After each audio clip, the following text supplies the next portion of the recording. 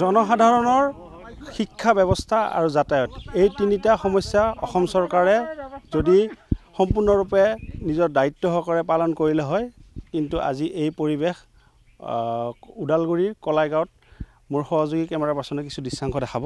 এয়া হৈছে ওদালগুৰি জিলাৰ কলাইগাঁৱৰ সমীপৰ বুকৰাঝাৰ বাগিচাৰ এখন গাঁও। এই গাঁওখনৰ মাজেৰে কুলচি নদী পাৰ হৈ গৈছে। এই কুলচি নদীৰ ওপৰত এখন দলং আজিৰ পৰা প্ৰায় 5 পৰা 10 বছৰ পাৰ হৈছে। এই দলংখনৰ কিন্তু এক অতি শোচনীয় পৰিস্থিতি, কিন্তু কোনো ধৰণৰ এই দলংখনৰ আজিলে কাম নহ'ল। আছে গাঁওবাসী আমাৰ লগত, কিছু কথা জানিবলৈ চেষ্টা কৰিম। কি ক'ব? এটা ক'বলৈ আচলতে ভাষাই নোহোৱা হৈছে। আমাৰ উত্তৰ কোকৰাঝাৰ যিটো পৰিৱেশ, ইয়াত মানে বাৰিষাৰ সময়ত ইয়াতে এটা দ্বীপৰ নিচিনা দ্বীপত পৰিণত হয়। কাৰণ প্ৰত্যেক বছৰে ইয়াৰ আগতে প্ৰত্যেক বছৰে মানে দলংখন 2-3বাৰ এনেকৈ ভাঙি যায়। তাৰপিছতে গাঁৱৰ মানুহে আনি পেলাই বাঁহ চাহ কিনি কোনো ৰকম মানে দলংখন তৈয়াৰ কৰি আছিল। বিগত কিছু বছৰ আগতে নাম কি আছিলে, মুকুন্দ চৌধুৰীদেৱে তেখেতে আহি পেলাই এই পৰিৱেশটো দেখি তেখেতে এই দলংখন অনুমোদন কৰি কিবা কৰি মানে আনি পেলাই আমাক দিছিল।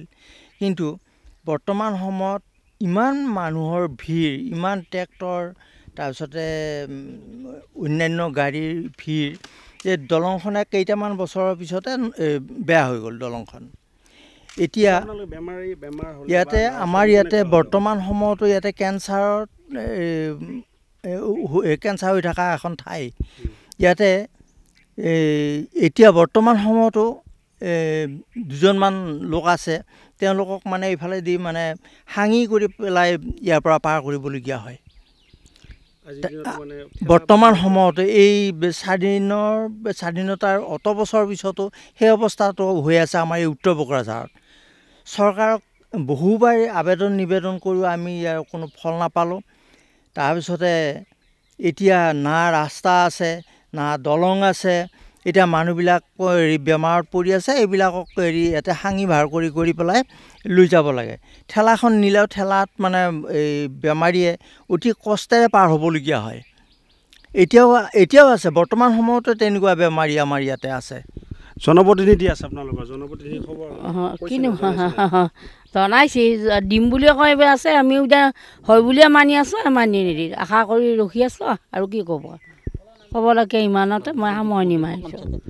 আপোনালোকে বিভাগীয় কৰ্তৃপক্ষক জনাইছিল নে নাই? জনাইছিলোঁ, কিন্তু যেতিয়া তেওঁলোকে আমাৰ ইয়াতে ইলেকশ্যন হ'ব তাৰ আগতে আহি পেলাই আমাক ভোটটো দিব এনে বুলি কয়। সেই হিচাপে আমি ৰাইজে 10-15খন গাঁৱে আমি এই দলঙৰে ভুক্তভোগী যদিও তেওঁলোককো আমি কৈছিলোঁ, এওঁলোকক জিকালে আমাৰ নিশ্চয় সৌভাগ্য হ'ব এনে বুলি আমি আজি অত বছৰেদি তেওঁলোকক জিকাই আমি আজিলৈ তেওঁলোকক জিকালোঁ যদিও আমাৰ ফালে তেওঁলোকে নাচায়। তেওঁলোকে কি ভাবিছে, তেওঁলোকে দিব ইচ্ছা কৰিছে নে দিব ইচ্ছা কৰা নাই, এই ৰাইজখিনিয়ে কি কৰিব, কেনেকৈ চলিব। গতিকে আপোনালোকে আহে, ভোটৰ সময়ত আহে, হ'ব এইটো এই আশাৰ সদায়। কিন্তু আমি দেখিলোঁ আপোনালোকে মানে আগ নাবাঢ়ে আমাৰ প্ৰতি, কিন্তু আমি আগবাঢ়োৱা। আমি যদি জনসাধাৰণে আমি যদি নেদোঁ ভোটবিলাক, তেতিয়াহ'লে তেওঁলোকে কেনেকৈ জিকিব? বিধায়ক মহোদয় হয় তেওঁলোকে কৈছে হ'ব আৰু মুঠতে হ'ব, সেইটোকে কৈ থাকে। এতিয়া হ'ব বুলি কওঁতে আজিলৈ নাই। এতিয়া আমাৰ বয়সো যাবহে। ইয়াতে বহুত মানুহ আছে, 10-11খনমান গাঁও আছে। হয়, এই দলঙৰ ওপৰে অহা যোৱা কৰে, কলাগাঁও বজাৰত যায়। গতিকে আৰু কি ক'ম ইয়াৰ বাহিৰে। বানপানী হ'লেতো কেতিয়াবা খাদ্য বস্তু আনিবই নোৱাৰোঁ আমি।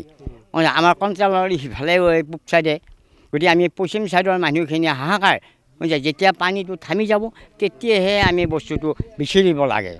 হয়, ক'ব লাগিব এটা কথা, প্ৰায় 10 পৰা 11খন গাঁৱৰ লোকে এই দলংখনেৰে প্ৰত্যেক দিনে অহা যোৱা কৰে। স্কুলৰ ল'ৰা ছোৱালী, বেমাৰী, বিভিন্ন ধৰণৰ খেতিয়ক এই ৰাস্তাৰে নিত অহা যোৱা কৰে। কিন্তু মোৰ সহযোগী কেমেৰা পাৰ্চনে দেখুৱাইছে দলঙৰ পৰিস্থিতি অতিকৈ শোচনীয়। কেতিয়া এই দলংখন ভাঙি আকস্মিক দুৰ্ঘটনা হ'ব পাৰে সেয়া কিন্তু গাঁওবাসীয়ে বাৰ বাৰ জনপ্ৰতিনিধিক অনুৰোধ জনাইছে, বাৰ কাকতি মিনতি কৰিছে, বিভাগীয় কৰ্তৃপক্ষক অনুৰোধ জনাইছে, কিন্তু কোনো ধৰণৰ তেওঁলোকৰ এই কাকতি মিনতিক বিভাগীয় কৰ্তৃপক্ষ বা জনপ্ৰতিনিধিয়ে গুৰুত্ব দিয়া নাই।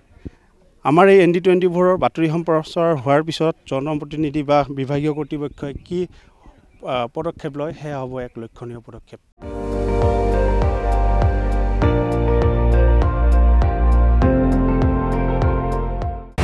আপুনি চাই আছে ND24, সৰ্বশ্ৰেষ্ঠ নহয় সৰ্বোত্তমৰ দৌৰ।